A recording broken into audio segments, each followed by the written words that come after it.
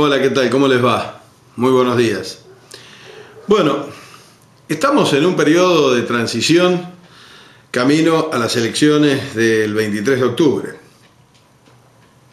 No hay mucho para analizar por el momento, teniendo en cuenta que en el orden local se está reacomodando la cosa. Gastón Arias sigue marchando con la cantidad de votos obtenidos hacia el fortalecimiento de este importante caudal de votos para octubre.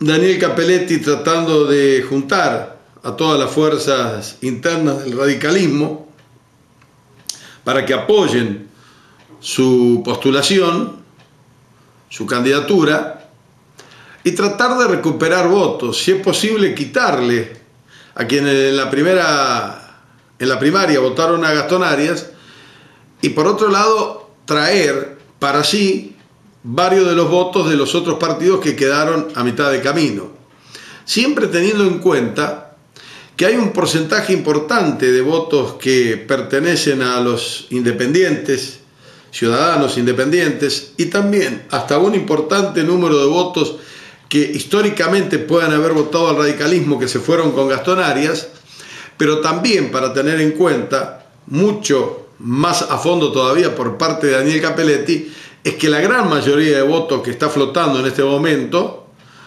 tiene origen peronista. Bueno, ahí andan los dos candidatos, sumados a Salinas y sumados a Repchú, que poco y nada se muestran en los medios últimamente y no se sabe bien cuál es el camino que van a seguir, aunque se supone que van a afrontar las elecciones de octubre. Dejémoslo de Bransen de lado. En el orden nacional pasa más o menos lo mismo. Es tanta la diferencia que ya muchos creen que Cristina ganó, y lo más lindo que Cristina no ganó absolutamente nada, ni siquiera todavía es nuestra presidente, una vez más presidenta electa. Lo que obtuvo Cristina con más del 50% fue la posibilidad de presentarse en octubre. Y lo obtuvo con una mayoría tan impresionante que podría descartarse cualquier tipo de posibilidad, salvo a Graciela Camaño y a Duhalde, que dice que pueden dar vuelta a la elección. Uno podría suponer que es imposible de dar vuelta esa elección.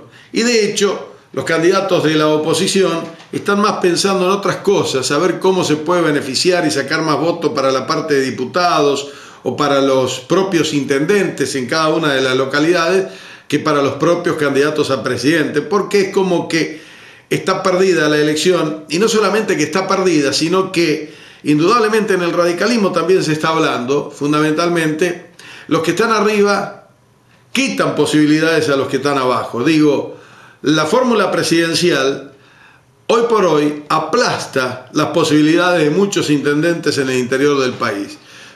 Y hay muchos, por ejemplo, estaba leyendo algunas declaraciones del intendente de Junín, que pretenderán tratar de desligarse de la fórmula presidencial. Bueno, dentro de este contexto, el tema de el voto y el sistema de elección salió otra vez a relucir. Por eso el título de la columna de hoy lo llevo hacia un tema que no me gusta, que no es de mi agrado, pero que lo tuve que emplear varias veces durante la gestión de Cristina Fernández de Kirchner, porque la oposición sigue insistiendo en querer gobernar el país.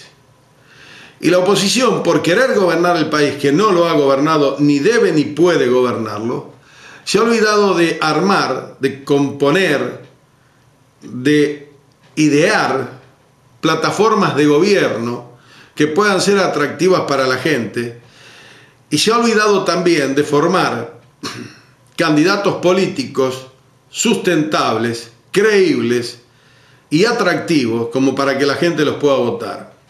Tienen más de lo mismo, no tienen nada absolutamente, no se les cae una sola idea. Lo único que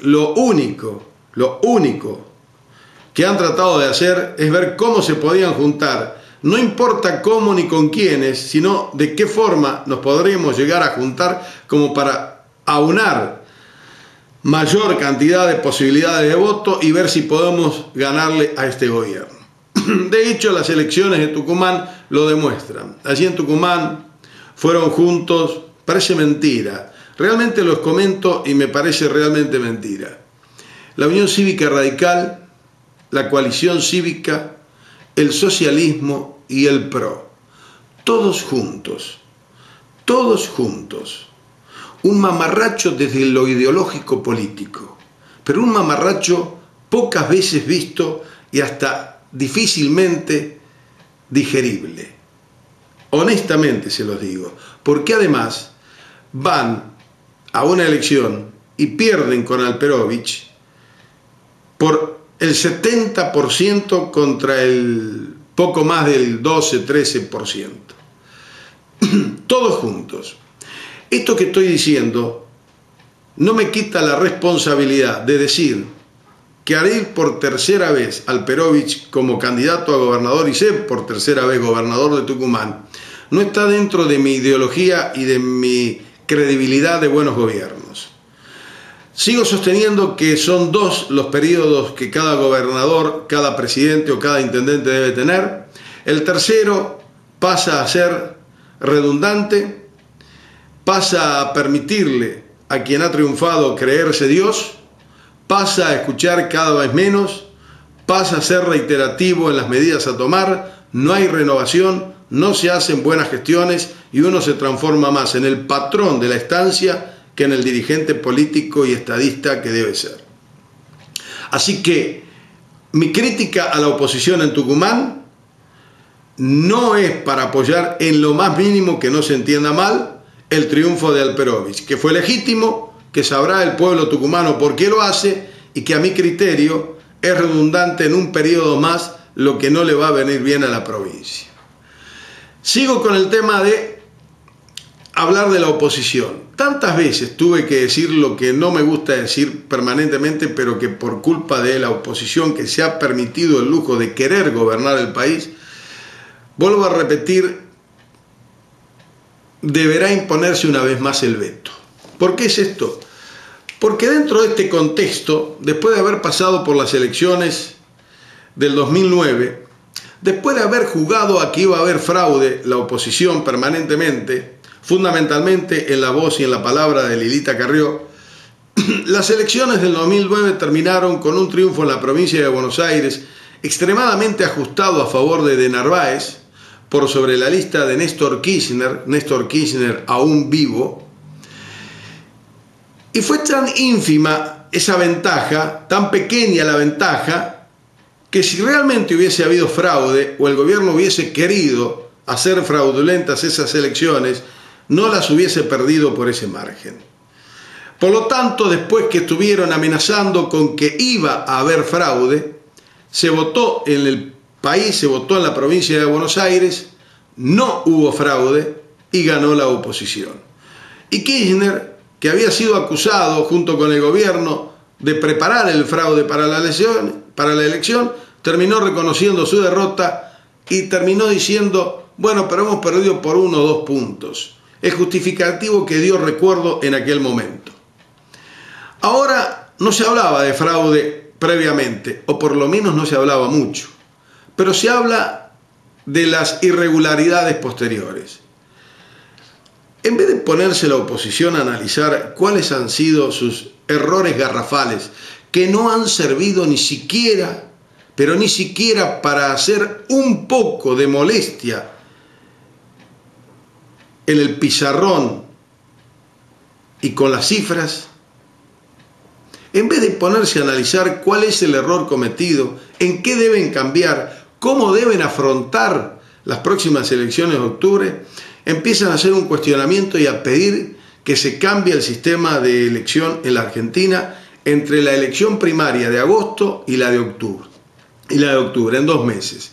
Como el gobierno, con todo criterio y con toda razón, no les hace caso y además dice que no se va a cambiar el modelo en estos 2 meses, uno empieza a escuchar palabras de un lado y de otro, y entre otras cosas, aparentemente y a propuesta de Camaño, se podría llegar a tratar en la Cámara de Diputados el cambio del sistema de elección en la Argentina. Los mismos diputados que desde la oposición siempre criticaron al oficialismo por el apresuramiento en el tratamiento de las leyes, ahora en solamente 35, 40 días quieren cambiar el sistema. Cambiar el sistema significa votarlo en la Cámara de Diputados, votarlo en la Cámara de Senadores, mandar a confeccionar todo lo nuevo que hay que confeccionar, todo de aquí a octubre. Esto es tan ridículo que uno en realidad no supone que está en presencia de dirigentes políticos con responsabilidad y capacidad.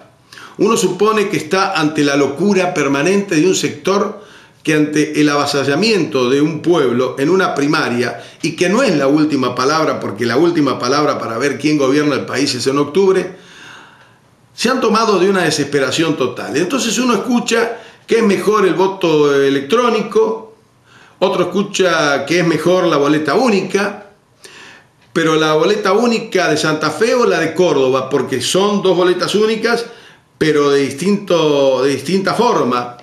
En una iban todos juntos, en la otra había 5 boletas.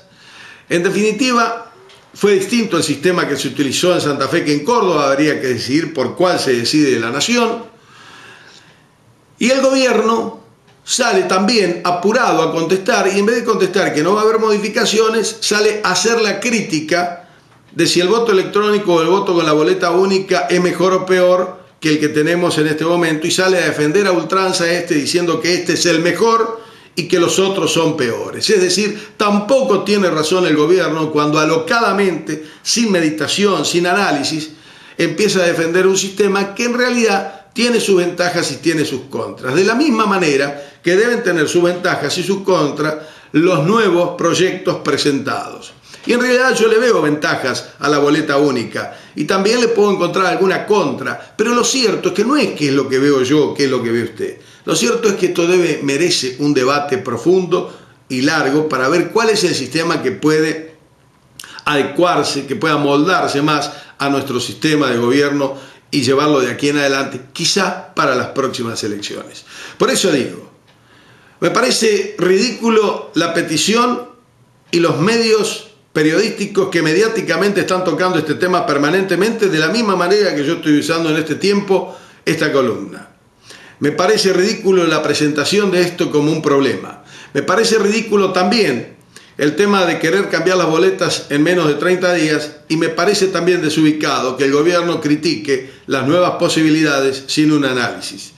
Pero lo que sí digo, que si esto es presentado para ser aprobado en el Congreso, y el Congreso en derrota pronunciada y durísima de hace 20 días atrás por parte del voto ciudadano quiere imponerle al gobierno el cambio de un mecanismo en el sistema electoral por el que se viene votando desde hace años, una vez más el veto deberá ser empleado por la presidenta Cristina Fernández. Las irregularidades existieron, no cabe ninguna duda, pero en Bransen, por ejemplo, nuestro lugar, nuestra tierra, nuestro conocimiento más cercano, indica que esas irregularidades no beneficiaron al partido ganador, no beneficiaron al Frente para la Victoria. Una vez subsanadas, dicen, las irregularidades cometidas, Gastón Arias recuperaría 500 votos con relación a los que le dio la Junta Electoral en principio, mientras que el radicalismo recuperaría también, pero no más de 100 votos, 90, 80, 100 votos aproximadamente. Quiere decir que el fraude, en todo caso, si existió, fue para perjudicar a quien realizaba el fraude, de acuerdo a lo que indica la oposición. Una vez más, habrá llegado el momento de la seriedad y la responsabilidad. Si ese momento no llega y en el Congreso se trata del cambio de sistema de elección, la presidenta deberá vetarlo como corresponde. Hasta la próxima.